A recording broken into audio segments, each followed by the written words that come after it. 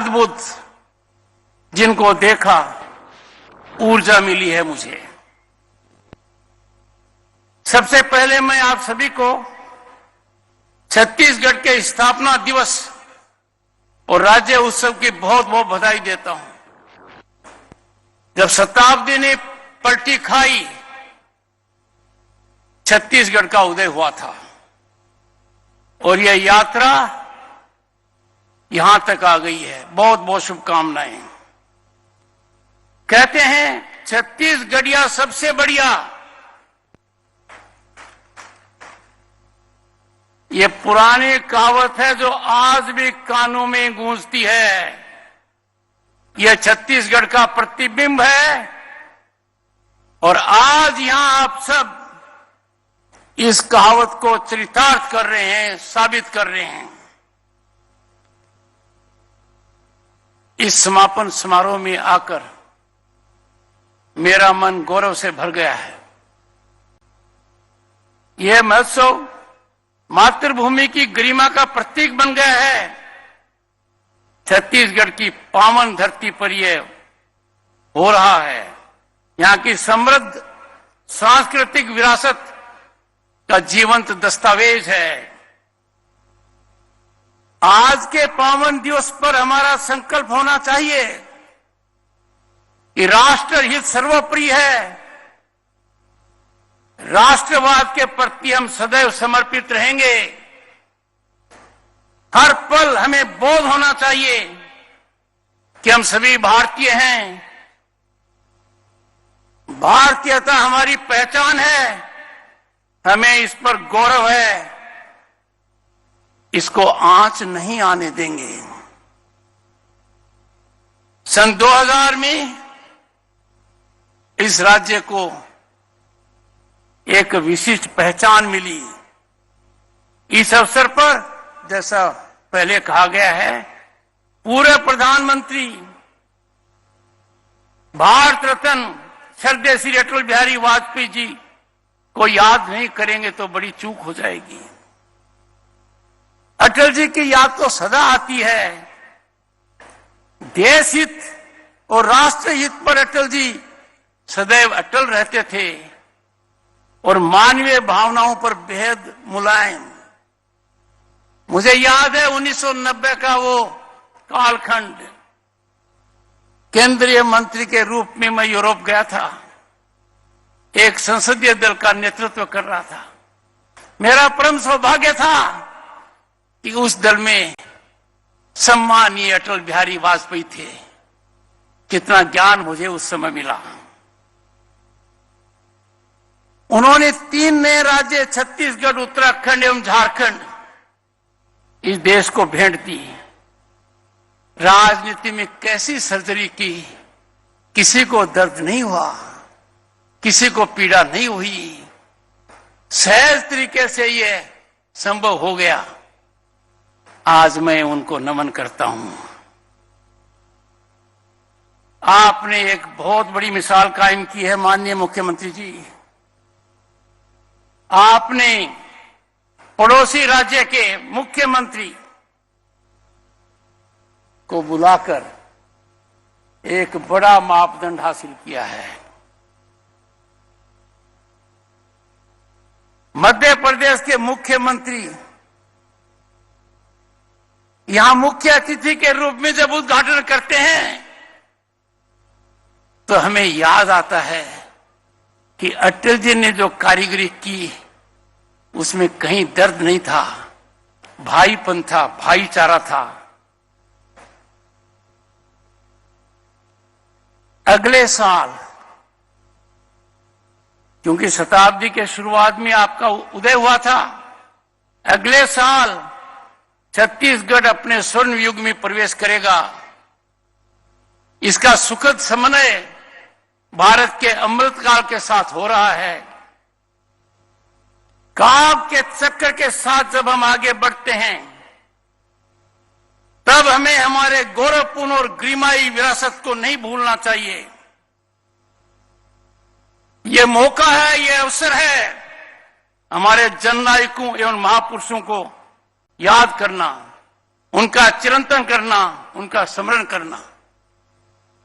आज जब हम अमृतकाल मना रहे हैं, मुझे इस बात का गर्व है और आपको भी है, जिन लोगों ने आजादी में योगदान दिया उनको दूर दूर जाकर हम नमन कर रहे हैं, उनको पहचान रहे हैं। उन्होंने जो देश के लिए किया, हम सब नतमस्तक हो रहे हैं। और बदलाव देखिए कितना सार्थक है, कितना गहरा है। नेताजी सुभाष बोस का कर्तव्य मार्ग पर प्रतिमा के साथ सम्मानित किया जा रहा है। याद कीजिए पहले वहां किसकी स्टैच्यू थी? भारत के लौह पुरुष सरदार पटेल के एकता और अखंडता के अथाह प्रयत्नों को स्टैच्यू ऑफ यूनिटी में नवाजा गया है। इसी धरती ने भी भारत संग्राम के, स्वतंत्रता संग्राम के एक बड़े योद्धा भगवान बिरसा मुंडा जी के रूप में एक ही ऐसे ही विरल महापुरुष की भेंट दी। और इनके साथ अनेक थे। वीर नारायण सिंह जैसे कई धरती पुत्र दिए, जिन्होंने कठिन परिस्थितियों में, विषम हालात में स्वतंत्रता की ज्योति को जिंदा रखा। हमें इन सभी महापुरुषों का और उनके सिद्धांतों का अविरल स्मरण रहना चाहिए। आज भारत अपने महान सपूतों के सम्मान में पराक्रम दिवस नेताजी को याद करते थे और जनजातीय दिवस बिरसा मुंडा जी और अनेक को याद करते हुए हर वर्ष मना रहा है। इन महापुरुषों ने निस्वार्थ भाव से राष्ट्र की सेवा की, समाज की सेवा की, समाज के लिए समर्पण रहे और निस्वार्थ भाव सेवा का अभिन्न अंग है। भाइयों और बहनों, इस मौके पर आपको मैं चिंतन और मंथन के लिए भी आग्रह करूंगा। आपके समक्ष में मेरी एक चिंता बताऊंगा। निस्वार्थ सेवा निस्वार्थ होनी चाहिए। निस्वार्थ सेवा में कोई स्वार्थ नहीं होना चाहिए। पर यदि निस्वार्थ सेवा के नाम पर या इसकी आड़ में लुभावने माध्यमों से सिर्फ दिलों तक पहुंचने का प्रयत्न नहीं होता, पर हमारे दिल में जो हमारी श्रद्धा है उसको परिवर्तित करने का प्रयास किया जा रहा है। आपको चिंतन करना चाहिए, चिंता करनी चाहिए, मंथन करना चाहिए। हमारी संस्कृति हजारों साल पुरानी है। एक तरीके से उस पर प्रहार है। आस्था परिवर्तन का घिनौना और घृणित क्रिया संपन्न हो रहा है और यह एक मायने में हमें सजग रहने की आवश्यकता है। संस्थागत तरीके से हो रहा है, धन बल के आधार पर हो रहा है, एक उद्देश्य के लिए हो रहा है। भोलेपन का फायदा उठाया जा रहा है, भ्रांतियां फैलाई जा रही हैं। ऐसी ताकतों को, भारत की आत्मा को जीवंत रखने के लिए, शुद्ध रखने के लिए अविलंब कुटित करना, इसकी ज्वलंत आवश्यकता है। आपसे आग्रह करूंगा, सजग रहिए, कहीं देर नहीं हो जाए। ऐसे दुष्प्रयत्नों में विशेषकर हमारे आदिवासी भाई बहनों को निशाना बनाया जाता है। समाज को ऐसी मानसिकता के खिलाफ सजग रहने की जरूरत है। हमारा भारत सदियों से एक समन्वयकारी संस्कृति है, सबको समेटने वाली संस्कृति है, जिसमें हर वर्ग के लिए विशेष स्थान है। इस विशेषता को चिरंतन समय के लिए बरकरार रखना है। इस राज्य के युवाओं के लिए चिंता का एक और कारण है, जिस पर सरकार बहुत ध्यान दे रही है। मुख्यमंत्री जी और उनके पूर्ववर्ती मुख्यमंत्री जी रमन सिंह जी साधुवाद के पात्र हैं कि निरंतरता से इन्होंने माओवाद और इन पर अंकुश लगाने का प्रयास किया है। इतिहास हमें याद दिलाता है, समाज के खिलाफ हथियार उठाने का परिणाम कभी अच्छा नहीं निकला है। हमें इस बात पर सतर्क रहना होगा कि हमारे युवा गुमराह न हो, अपने जीवन के शानदार वर्षों को बर्बाद न करें। अच्छी बात है कि सरकारी सकारात्मक नीतियों की वजह से आज युवाओं को अनेक अवसर मिल रहे हैं। फिर भी हमें तरीके से इस पर अंकुश लगाना है। राज्य की गति और देश की प्रगति, देश की तरक्की, इनमें बड़ा भारी जुड़ाव है, बड़ा भारी लगाव है। राज्य की उन्नति का मतलब देश की उन्नति, दोनों एक दूसरे के पूरक हैं। मुझे विश्वास है कि भारत की अप्रत्याशित विकास यात्रा जिसने विश्व को अचंभित कर दिया है, भारत ने नए कीर्तिमान स्थापित किए हैं दुनिया की 5वीं महाशक्ति बनकर अर्थव्यवस्था में। दुनिया हमारी तकनीकी प्रगति को देखकर दांतों तले अंगुली चबा रही है।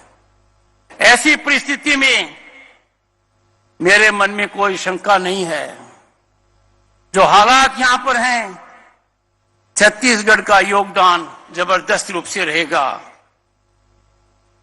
और क्यों नहीं देश पर नजर डालें तो छत्तीसगढ़ की प्राकृतिक संपदा, आप कितने धनी हैं,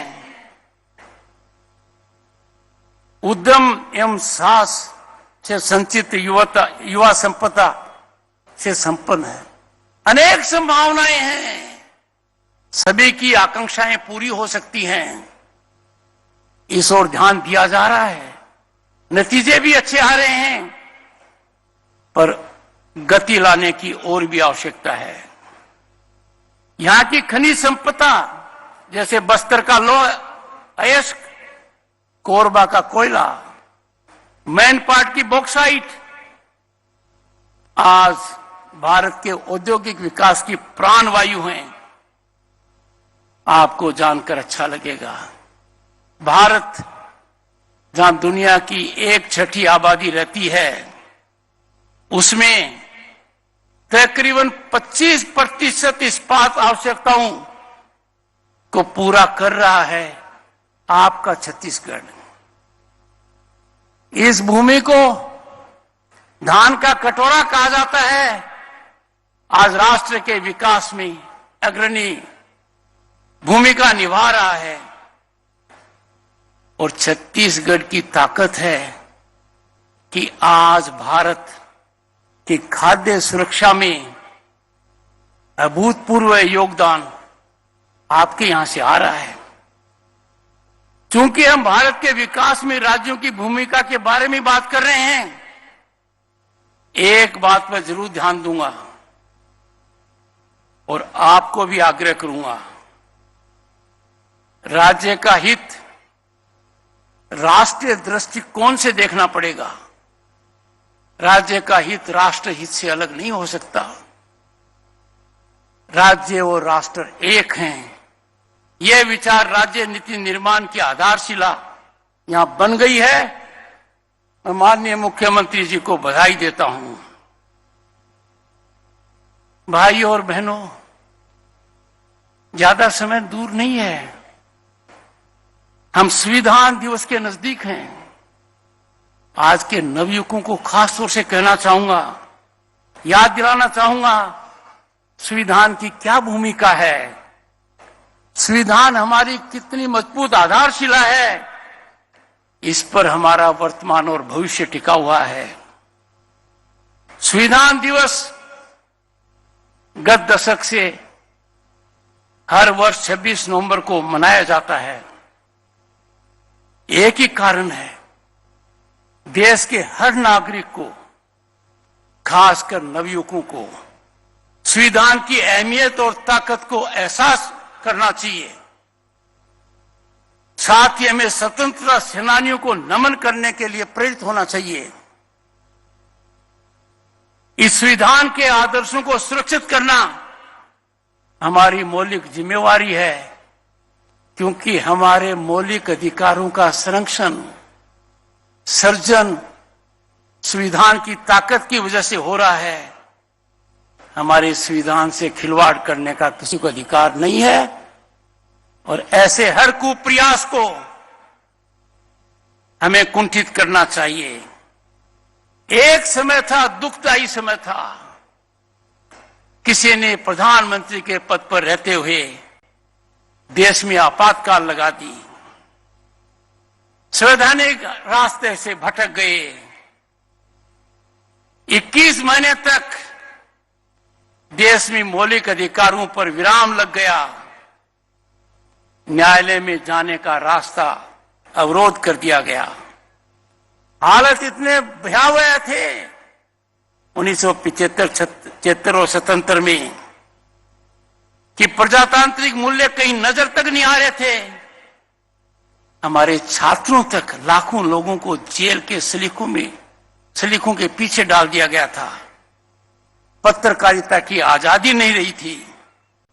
पूरे राजनीतिक वर्ग को निर्वासित कर दिया गया। वह संवैधानिक अधिकार का समय था। उस काले कालखंड के भयावह दृश्य की जानकारी आज की पीढ़ी को होनी चाहिए, ताकि हमें वो दृश्य कभी देखने नहीं पड़े। हम नहीं चाहते कि यह गलती इस देश में दोहराई जाए और इसीलिए प्रधानमंत्री ने विवेकपूर्ण तरीके से इसको दृष्टिगत रखते हुए एक दशक पहले 25 जून को संवैधानिक हत्या दिवस घोषित किया। पहले संविधान दिवस और गत वर्ष संवैधानिक हत्या दिवस। गहराई में जाइए, यदि अगर वो नहीं होता, हमारा देश कब तक कहां पहुंच जाता। वो कब लगा? आजादी के सिर्फ 18 साल हुए थे और देश को अंधकार में डाल दिया गया। यह संविधान कितना सुदृढ़ है, हमारे अधिकारों को सुनिश्चित करता है। इसी के कारण आज हम देख रहे हैं कि भारत में सबसे बड़े सम्मान, सर्वोच्च पद पर द्रौपदी मुर्मू के रूप में पहली आदिवासी राष्ट्रपति मिली। संविधान का है। यही कारण है कि हम आज यहां इस प्रांत के पहले मुख्यमंत्री श्री विष्णुदेव साय को देख रहे हैं। इस बड़े बदलाव का कारण है हम हमारे संविधान का सर्जन कर रहे हैं। यह संविधान की ताकत है कि 2023 में हमने 33% सीटें आरक्षित की महिलाओं के लिए, विधानसभा में और लोकसभा में। और यह सिर्फ 33% महिलाओं के लिए नहीं है, इससे ज्यादा भी हो सकती हैं। पर जनजाति और अनुसूचित जाति के वर्ग में भी 1/3 प्रतिनिधित्व महिलाओं का होगा। मैं छत्तीसगढ़ की जनता को साधुवाद का पात्र मानता हूं। गत चुनाव में एक बड़ा परिवर्तन देखने को मिला। छत्तीसगढ़ की विधानसभा में 19 महिलाओं का जनप्रतिनिधित्व कर रही हैं। पर सबसे बड़े संतोष की बात है कि इसमें जो अनुसूचित जनजाति, अनुसूचित जाति की जो महिलाओं की संख्या है, वो पर्याप्त प्रतिनिधित्व है। ये राज्य पूरे राष्ट्र के लिए मिसाल है। ये यहां की बदलती तस्वीर का द्योतक है, प्रगतिशील राजनीति का प्रतीक है। पर आपको ध्यान रखना चाहिए, जब ये आरक्षण लागू होगा कानून बन चुका है, प्रक्रिया जारी है। तो जो संख्या आज के दिन 19 है 90 में, यह कम से कम 30 हो जाएगी। यह उपलब्धि है भारत के संविधान की ताकत की और केंद्र में वर्तमान नेतृत्व की सार्थकता की। यह आमूल परिवर्तन है। हमारी माताएं बहनें पॉलिसी मेकिंग में जुड़ेंगी, सही तरीके से सत्ता का उपयोग करेंगी, समाज में बड़ा परिवर्तन आएगा। आपको याद दिला दूं, यह प्रयास 3 दशक से हो रहा था, पर इसको सार्थक किया वर्तमान प्रधानमंत्री श्री नरेंद्र मोदी जी ने। यह संविधान की ताकत है कि हमें शिक्षा का मौलिक अधिकार मिला है।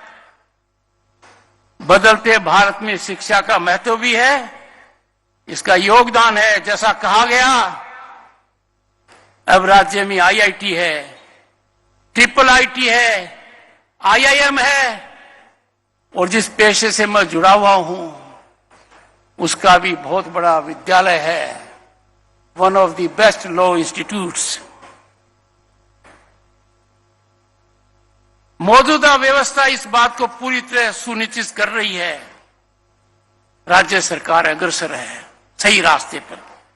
राज्य का युवा, महिला और हर वर्ग अपने कौशल को बखूबी तराश सके, राज्य की भविष्य की योग्य औद्योगिक यात्राओं में योगदान दे सके, अपने भविष्य को उज्जवल कर सके, ऐसी सकारात्मक नीतियां लागू हो रही हैं। आज का छत्तीसगढ़ सुशासन और सशक्त कानून व्यवस्था का एक नया अध्याय लिख रहा है। प्रशासनिक पारदर्शिता, उत्तरदायित्व है, कुशल नीति निर्माण से छत्तीसगढ़ ने विकास के नए मापदंड स्थापित किए हैं। समाज के हर वर्ग को सशक्त करने का प्रयास हो रहा है।